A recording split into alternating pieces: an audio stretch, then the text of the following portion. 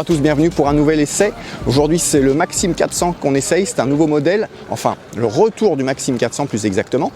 C'est un modèle qu'on avait perdu en 2016, qui à l'époque était vraiment targeté pour concurrencer le Burgman 400 de Suzuki, avec un super tarif surtout, en fait c'était ça son avantage, 6 000 € à peu de choses près avec ABS à l'époque. On avait aussi quelques petites choses un petit peu dérangeantes comme un moteur très vibrant, mais voilà, c'était sérieux quand même. Il nous revient aujourd'hui avec un moteur Euro 5, on abandonne un peu le côté sportif du TL500 que Sim a essayé de développer, on revient sur un GT 400 plus moyen de gamme, mais bien équipé.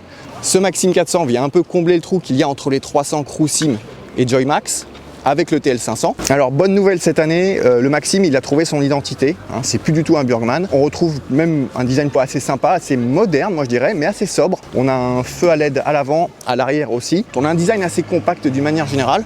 On a aussi un échappement bien intégré dans le design, assez compact aussi. Ça va avec une ligne générale qui fait assez 125 finalement.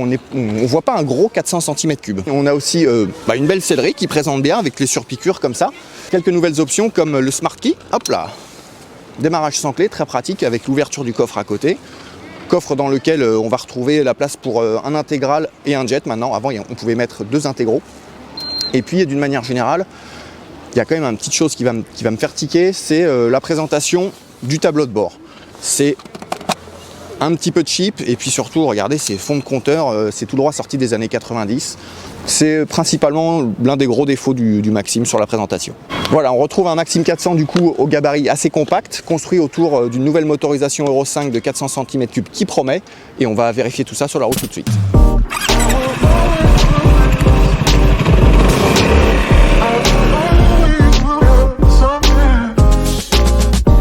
Allez, on va commencer par l'ergonomie du Maxim 400. Comme je disais, on dirait un gros 125 GT en fait quand on monte dessus. Les premières impressions, c'est que le confort est assez ferme, hein, que ce soit en suspension ou même la selle, avec une position assez compacte.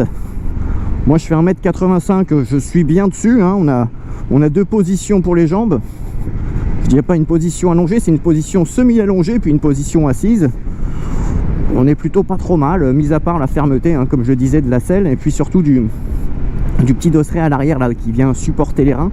Ceci dit, on retrouve pas mal de petites choses assez sympathiques pour aider à trouver son confort. On a des leviers de frein réglables à gauche et à droite. On a aussi un petit pare-brise réglable. En gros, il glisse sur environ 5 cm. Donc ce pare-brise en plus, il nous protège plutôt bien le buste, je dirais. Le vent arrive sur le casque, voire le haut du casque. Par contre, vu le gabarit assez compact, on a quand même les jambes, moi je trouve, légèrement exposées. On a aussi des commodos qui sont assez soft. Il y a à peu près tout ce qu'il faut. Moi, ce que je regrette un petit peu, ce serait peut-être qu'il manquerait un bouton pour faire défiler les infos. Donc ce tableau de bord, il n'est pas très moderne, hein. On est obligé d'aller chercher en plus les réglages et les remises à zéro des tripes avec 2 gros boutons un peu moches au milieu là. Bon, c'est pas terrible, hein. Ce Maxim 400, il nous arrive avec un nouveau moteur 399 cm3 Euro 5 qui développe une belle puissance de 34 chevaux et de 39,5 Nm de couple. À titre de comparaison, ce sont des valeurs légèrement supérieures au X-Max 400. Il fait légèrement mieux et surtout ça donne de très bonnes accélérations. C'est un moteur très réactif au démarrage. Bon, la prestation du moteur, elle ne s'arrête pas qu'à l'accélération, parce qu'en fait, on a aussi une super allonge sur ce Maxim 400. C'est assez étonnant. Sim m'annonce une vitesse maximum de 145 km/h.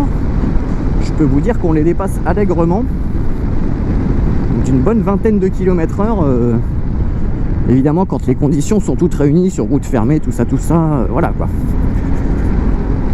Et surtout, en plus, ce que je trouve agréable, c'est que même à haute vitesse, la tenue de cap est maintenue. J'ai envie de dire que le châssis est au diapason du moteur et de la suspension. C'est-à-dire qu'on a une suspension assez ferme, mais le châssis est assez rigoureux aussi finalement, parce que même quand on attaque un petit peu, sur un gros freinage, le scooter ne se désunit pas, ce qui est plutôt une bonne chose. D'ailleurs, c'est plutôt un bon freineur, hein, avec ces 2 gros disques à l'avant, le frein à disque aussi à l'arrière, qui n'est pas seulement un ralentisseur, qui est bien séparé, hein. C'est pas un freinage couplé au levier gauche, le frein arrière est là, est séparé de l'avant, et ça je trouve que c'est une bonne chose. Quant aux évolutions à basse vitesse, bah c'est pareil. On a un scooter qui peut paraître un petit peu lourd comme ça, mais qui finalement ne l'est pas tant. On a 215 kg à sec, ce qui doit faire un peu plus de 230 kg tout plein fait. Mais il se manie assez facilement. C'est encore une fois le bénéfice de ce gabarit assez compact.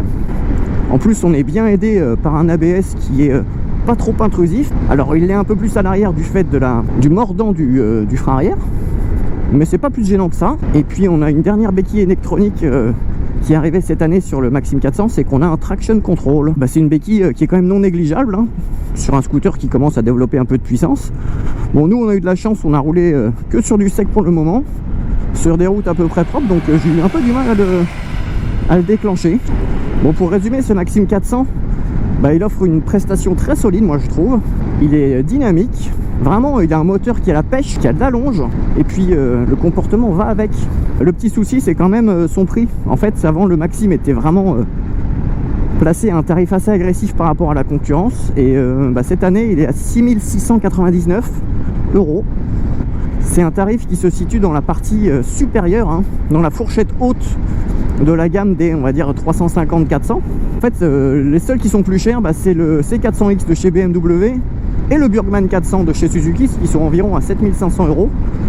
Et c'est dommage parce que vraiment, c'est un bon scooter. Bon, je vous laisse méditer sur le placement tarifaire du Maxim 400. Évidemment, si vous voulez plus de détails, vous retrouvez tout l'essai complet en vidéo et par écrit sur motoservice.com. Et d'ici là, je vous souhaite un bon roulage à tous. Salut!